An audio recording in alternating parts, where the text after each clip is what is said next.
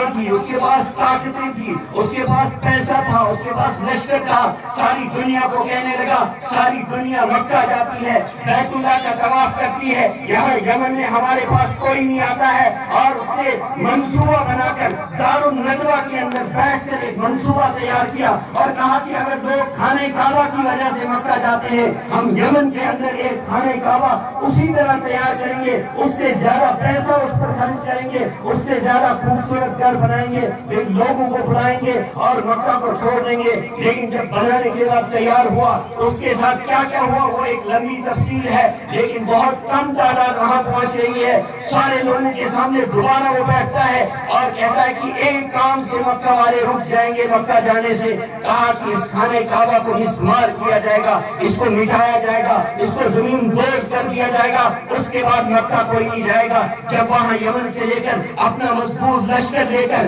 وہ مکہ کی طرف رخ کرتا ہے اور مینا اور مزدلفہ کے درمیان ایک وادی کے پاس پہنچتا ہے جس وادی کا نام وادی محسر ہے، اللہ تعالیٰ نے پرندوں کی چونچ کے اندر چند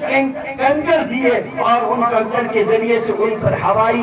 ایک طوفان برسایا گیا۔ حدیث میں آتا ہے وہ کنکر جو ابابیل نے اپنی چونچ سے ڈالا، ہاتھی کے اوپر جو سوار تھا اس کے سر پر لگا، اس کے سر سے اس کے جسم کے اندر داخل ہوا، اس کے جسم سے نکل کر ہاتھی کے جسم کے اندر داخل ہوا، ہاتھی کے جسم سے نکل کر زمین کے اندر وہ گھس گیا۔ اتنی طاقت اللہ تعالیٰ نے ان پتھروں کے چھوٹے چھوٹے کنکروں کے اندر دی اور ساری دنیا کو ایک پیغام دیا قرآن نے کہ اگر تم قرآن کی مخالفت میں کھڑے ہو جاؤ گے، اگر تم اللہ کے گھروں کی مخالفت میں کھڑے ہو جاؤ گے، اگر تم نبی کی سنتوں کے مقابلے میں کھڑے ہو جاؤ گے تو یمن کے اس بادشاہ کے ساتھ جو سب سے بڑا لشکر اور قوت والا اور طاقت والا لشکر خانہ کعبہ کو گرانے آیا تھا، اللہ تعالیٰ نے اس کو اس خانہ کعبہ کے تک پہنچنے سے پہلے نیست و نابود فرما دیا، زمین کے ساتھ اس کو بالکل مٹی مٹی اور ریزہ ریزہ کر دیا۔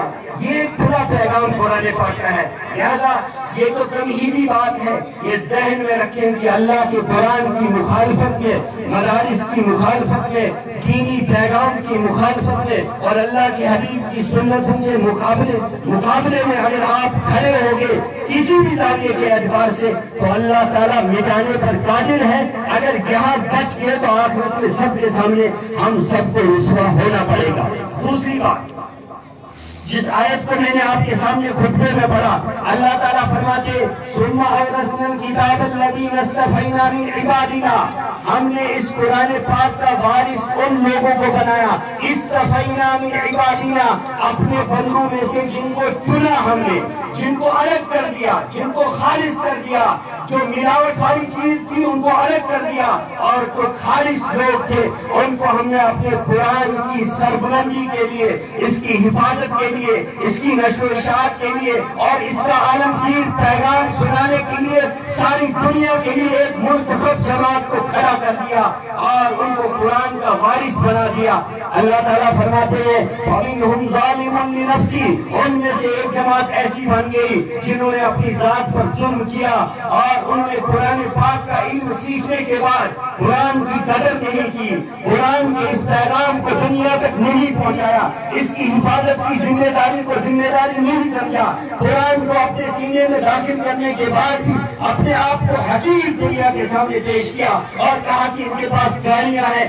ان کے پاس بنگلے ہیں، ان کے پاس دولتیں ہیں، یہ بڑے بڑے عہدوں پر فائز ہیں اور میرے پاس تو صرف اللہ کا قرآن ہے۔ قرآن نے کہا منہم ظالم لنفسی، قرآن کو حاصل کرنے کے بعد اپنی ذات پر اب ظلم کیا اور کل قیامت کے دن ان ظالموں کو جہنم کا راستہ دکھایا جائے گا۔ اور یاد رکھیے گا دنیا کے اندر ظلم کرنے والا اور ظالم کی ایک بہت لمبی تفصیل قرآن و سنت میں ہے، بہت قسم کے ظالم ہے۔ قرآن نے کہا فَلَا تَحْسَبَنَّ اللَّهَ غَافِلًا عَمَّا يَعْمَلُ الظَّالِمُونَ، میری زمین پر ظلم کرنے والا ظالم کبھی یہ گمان گمان نہ کرے کہ اللہ تعالیٰ جو آسمان سے ساری کائنات کو اور ساری کائنات کے چپے چپے کو اور چپے چپے میں سے ساری کائنات کے ریزے ریزے کے اندر ذرات کے اندر سارا نظام چلا رہا ہے، فلا تحسبن اللہ غافلا، وہ یہ گمان نہ کرے کہ اللہ تعالیٰ اس کے کاموں سے واقف نہیں ہے۔ ان اللہ علیم بذات الصدور، یہ دلوں کے باتوں کو جانتا ہے۔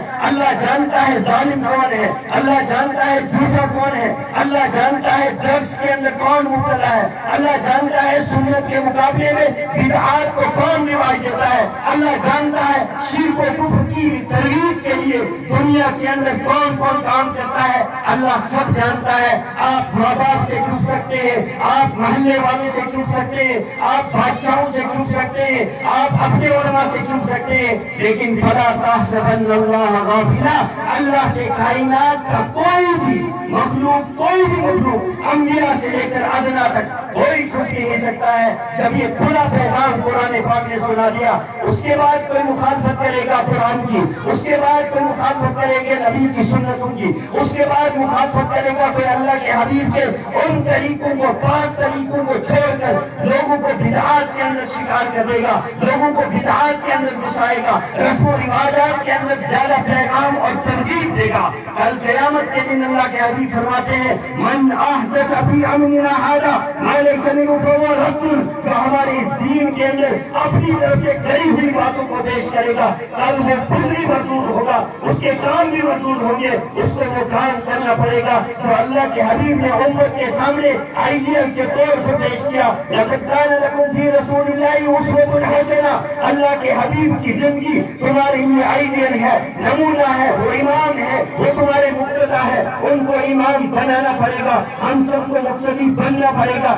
ان کنتم تحبون اللہ فاتبعونی یحببکم اللہ، اگر تم اللہ کے محبوب بننا چاہتے ہو، اگر تم اللہ کی عدالت کے سامنے بچنا چاہتے ہو، اگر تم محشر کی گرمی سے بچنا چاہتے ہو، اگر محشر کی رسوائی سے بچنا چاہتے ہو، فاتبعونی، اللہ کے حبیب کے دل سے آ جاؤ تو اللہ تعالیٰ تمہیں ایک سرٹیفکیٹ دے گا، یحببکم اللہ، اللہ تمہیں اپنی سرٹیفکیٹ دے گا کہ اب اللہ محبوب اور تم اللہ کے محبوب، اور اللہ تمہیں اپنا محبوب بنا دے گا۔ لیکن اللہ کے حبیب سے آگے کوئی چلا جائے گا، لا تطرونی کما اطرت النصارى عیسی ابن مریم، اے ساری دنیا کے انسانوں، اے رحمت عالم صلی اللہ علیہ وسلم کی امت میں شمار ہونے والوں، جس طرح عیسائیوں نے اللہ کے حبیب کو اور اللہ کے نبی کو اس دنیا کے اندر خدا مانا تھا اور خدا کے درجے تک پہنچایا تھا، اور دنیا کے اندر کوئی نبوت کا یہ پیغام اگر اسی حیثیت سے دیکھتا ہے تو اللہ کے حبیب فرماتے ہیں کل رسوا ہو جائے گا، اور محشر کے میدان میں میری سب کے لوگ پیش ہو جائے گا،